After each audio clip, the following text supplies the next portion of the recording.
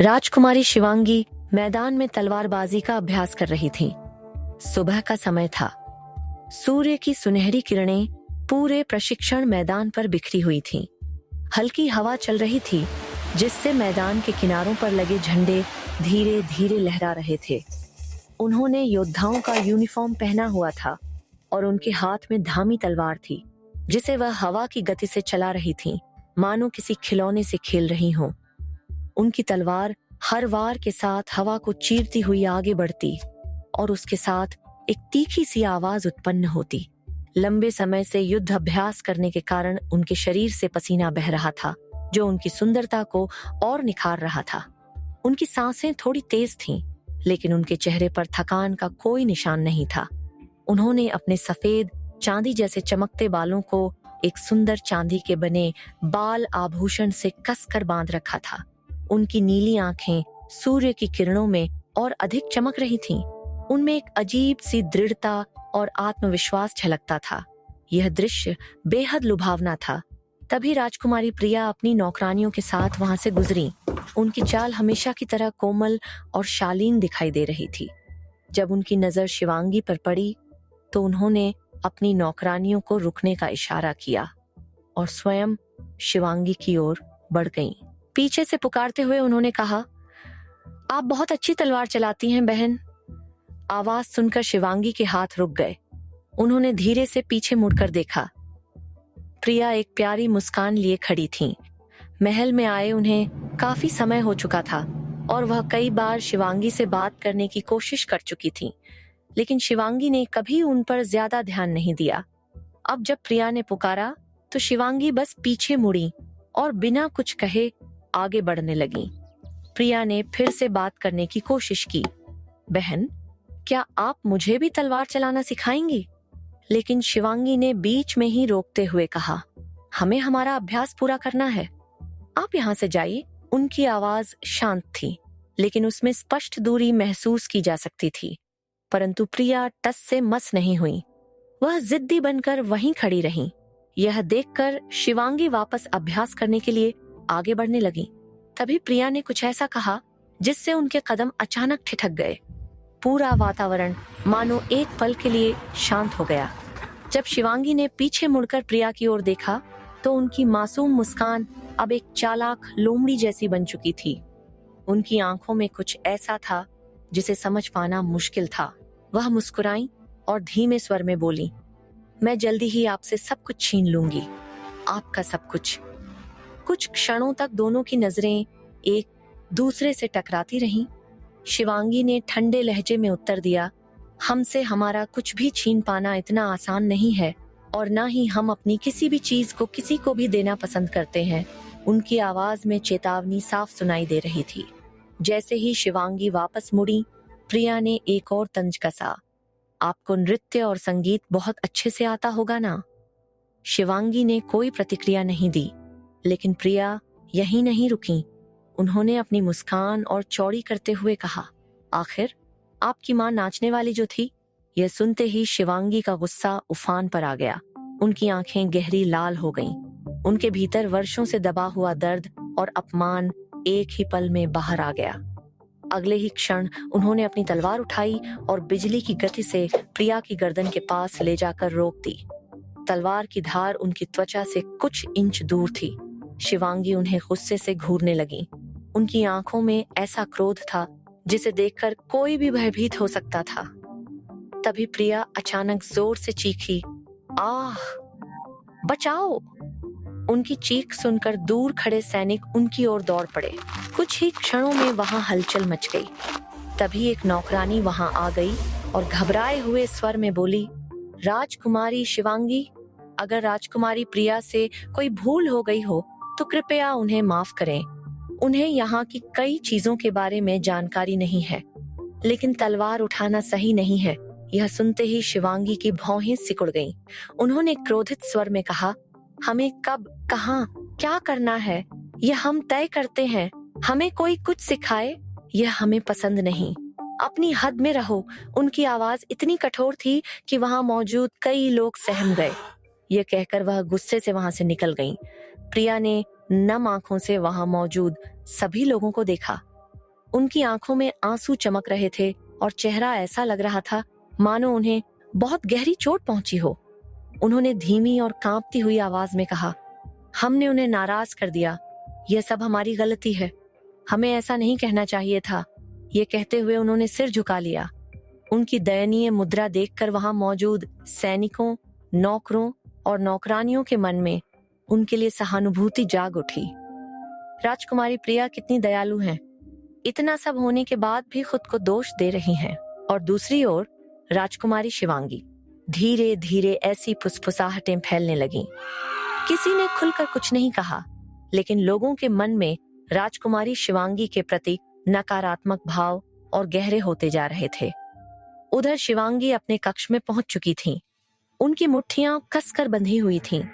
उन्हें अच्छी तरह पता था कि प्रिया ने जानबूझकर उनकी मां का अपमान किया था, लेकिन उससे भी अधिक पीड़ा उन्हें इस बात की थी कि हमेशा की तरह किसी ने उनकी बात सुनने की कोशिश तक नहीं की। कुछ समय बाद यह बात महाराज तक पहुंच गई। जब उन्हें बताया गया कि राजकुमारी शिवांगी ने तलवार निकालकर प्रिया को धमकाया है, तो उन्होंने तुरंत शिवांगी को अपने पास बुलाने का आदेश दिया। शाम के समय शिवांगी महाराज के कार्यालय में पहुंची। कमरे में हमेशा की तरह गंभीर वातावरण था। महाराज अपनी कुर्सी पर बैठे कुछ दस्तावेज देख रहे थे। जब शिवांगी अंदर आईं, तो उन्होंने एक बार उनकी ओर देखा और फिर दस्तावेज मेज पर रख दिए। बिना पूरी बात सुने ही उन्होंने सख्त लहजे में कहा, आइंदा से ऐसा कुछ ना हो। अब तुम जा सकती हो, बस इतना ही। ना कोई प्रश्न, ना कोई स्पष्टीकरण, ना यह जानने की कोशिश कि आखिर हुआ क्या था। शिवांगी कुछ क्षणों तक वहीं खड़ी रही। उनकी आंखों में एक पल के लिए उम्मीद जगी थी कि शायद इस बार उनके पिता उनकी बात सुनेंगे, लेकिन वह उम्मीद भी टूट गई। उन्होंने धीरे से सिर झुकाया और चुपचाप वहां से बाहर निकल गईं। उनके दिल में एक और घाव जुड़ चुका था। इस तरह समय बीतता गया। प्रिया हर बार किसी न किसी तरीके से शिवांगी को उकसाती, उन्हें गुस्सा दिलाती और फिर खुद को मासूम दिखाकर सबको अपने पक्ष में कर लेती।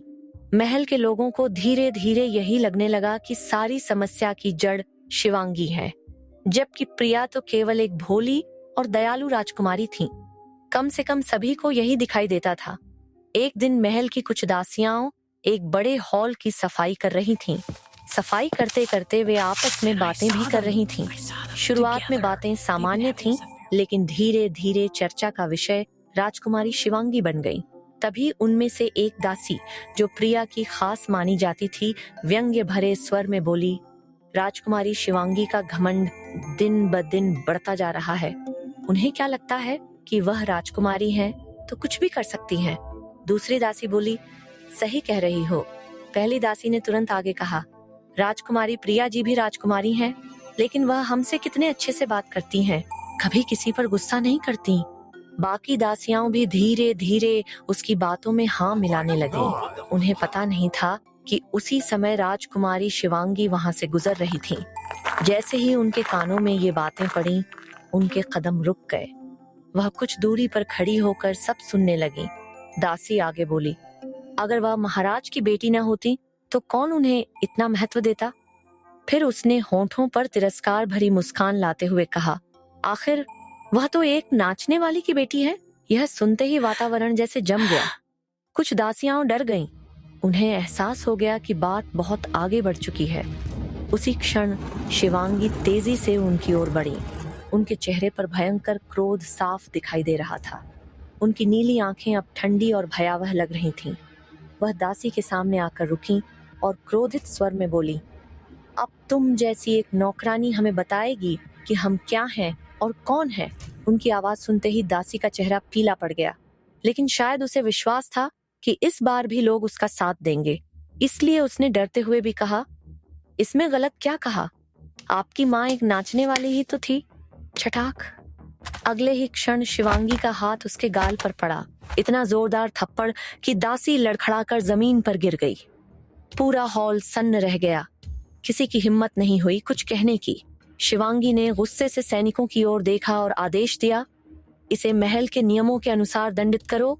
उनकी आवाज में ऐसा अधिकार था कि कोई भी आदेश की अवहेलना नहीं कर सकता था। सैनिक तुरंत आगे बढ़े।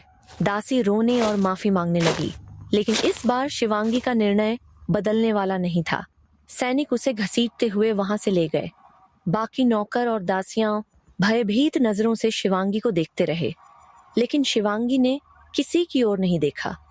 वह बिना कुछ कहे वहां से मुड़ी और सीधे अपने कक्ष की ओर चली गई। हालांकि बाहर से वह हमेशा की तरह कठोर दिखाई दे रही थी, लेकिन उनके दिल में तूफान चल रहा था।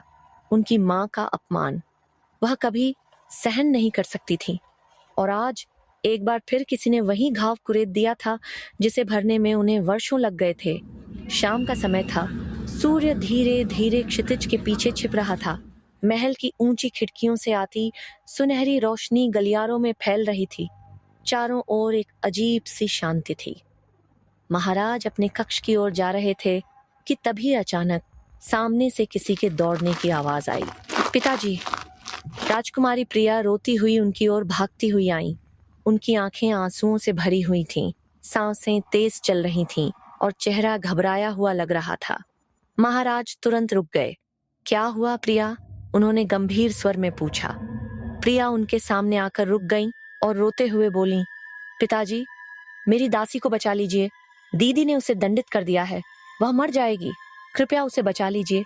उनकी आवाज इतनी दयनीय थी कि आसपास मौजूद लोग भी उनकी ओर देखने लगे। महाराज का चेहरा कठोर हो गया। उन्होंने तुरंत आसपास नजर दौड़ाई। उसी समय कुछ दूरी पर खड़ी शिवांगी दिखाई दी। वह पूरी तरह शांत खड़ी थी, मानो जो कुछ हुआ हो उससे उन्हें कोई फर्क ही नहीं पड़ा हो। महाराज ने उन्हें देखते हुए कठोर स्वर में पूछा, क्या यह सच है? शिवांगी ने बिना झिझके उनकी आंखों में देखते हुए उत्तर दिया, हाँ पिताजी, मैंने उसे दंडित किया है। उनकी आवाज दृढ़ थी, उसमें न डर था और न ही पछतावा। महाराज की भौहें सिकुड़ गईं। क्यों? उन्होंने पूछा। शिवांगी ने गहरी सांस ली। उनकी आंखों में एक पल के लिए दर्द की झलक दिखाई दी।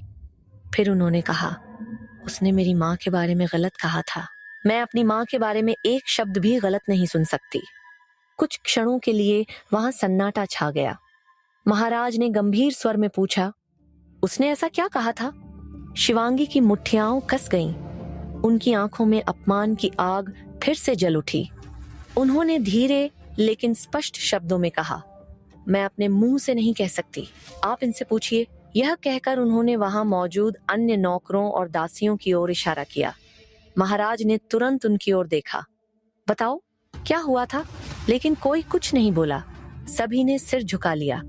कुछ के चेहरे पर डर था, कुछ के चेहरे पर झिझक, और कुछ लोग प्रिया की ओर देखकर चुप खड़े थे। महाराज ने दोबारा पूछा, हमने कुछ पूछा है, उत्तर दो। इस बार एक नौकर ने हिम्मत जुटाई।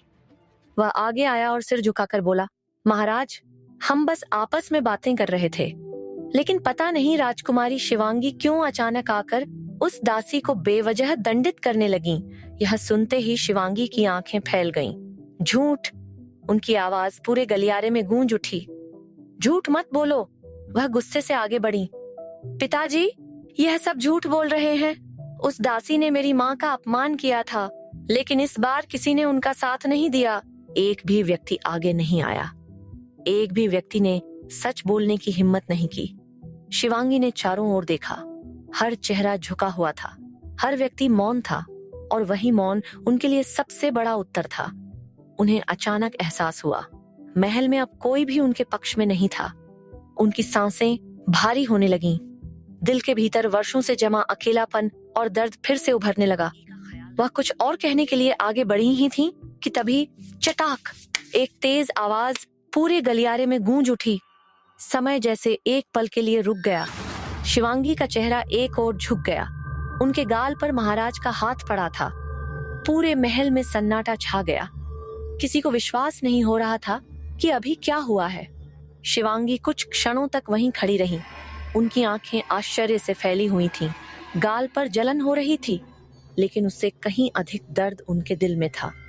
यह पहली बार नहीं था कि उनके पिता ने उन्हें ठुकराया था, लेकिन आज उन्होंने उनकी बात सुने बिना उन्हें दंडित कर दिया था। महाराज गुस्से में बोले, बस। उनकी आवाज में वर्षों का दबा हुआ क्रोध झलक रहा था। हम तंग आ चुके हैं। शिवांगी ने धीरे धीरे उनकी ओर देखा। उनकी आंखों में आंसू नहीं थे, बस एक अजीब सी शून्यता थी। महाराज ने कठोर स्वर में कहा, तुम 1 महीने के लिए अकेले अपने महल के पुराने कक्ष में रहोगी। वह आगे बोले, तुम्हें बाहर निकलने की अनुमति नहीं होगी, किसी से मिलने की अनुमति नहीं होगी, और जब तक हम न कहें तुम वहीं रहोगी। सभी लोग स्तब्ध रह गए। 1 महीने का एकांतवास, यह छोटी सजा नहीं थी, लेकिन महाराज का निर्णय अंतिम था। प्रिया ने सिर झुका लिया। हालांकि उनके चेहरे पर दुख दिखाई दे रहा था, लेकिन उनकी आंखों की गहराई में एक क्षण के लिए संतोष की चमक उभरी और गायब हो गई। शिवांगी ने यह देख लिया। उन्होंने कुछ नहीं कहा, न अपनी सफाई दी, न दया की भीख मांगी, न विरोध किया, बस शांत खड़ी रहीं। कुछ क्षण बाद उन्होंने धीरे से सिर झुकाया और बिना एक शब्द बोले वहां से चली गईं। उनके कदमों की आवाज धीरे धीरे गलियारे में गूंजती रही, जब तक कि वह पूरी तरह ओझल नहीं हो गईं। उस रात पुराने महल के उस एकांत कक्ष में केवल एक दीपक जल रहा था। शिवांगी खिड़की के पास खड़ी बाहर अंधेरे आकाश को देख रही थी। चांद बादलों के पीछे छिपा हुआ था। उनके चेहरे पर कोई भाव नहीं था, लेकिन उनकी आंखों में कुछ बदल चुका था, कुछ ऐसा जो पहले कभी नहीं था। उन्होंने धीरे धीरे अपनी मुट्ठी कस ली, फिर बहुत धीमी आवाज में स्वयं से कहा, अब बहुत हो चुका। कमरे में फिर से सन्नाटा छा गया, लेकिन उस सन्नाटे के भीतर एक तूफान जन्म ले चुका था। एक ऐसा तूफान जो जल्द ही पूरे महल को अपनी चपेट में लेने वाला था। अगली सुबह जब पहरेदार शिवांगी के कक्ष का दरवाजा खोलने पहुंचे, तो उनके पैरों तले जमीन खिसक गई। कमरा खाली था, खिड़की बंद थी, दरवाजा बाहर से बंद था, अंदर किसी के होने का कोई निशान नहीं था। राजकुमारी शिवांगी गायब थी, बिना कोई निशान छोड़े, बिना किसी को बताए, और यही वह खबर थी जिसने पूरे महल में हड़कंप मचा दिया। राजकुमारी शिवांगी अचानक कहां और क्यों गायब हो गईं?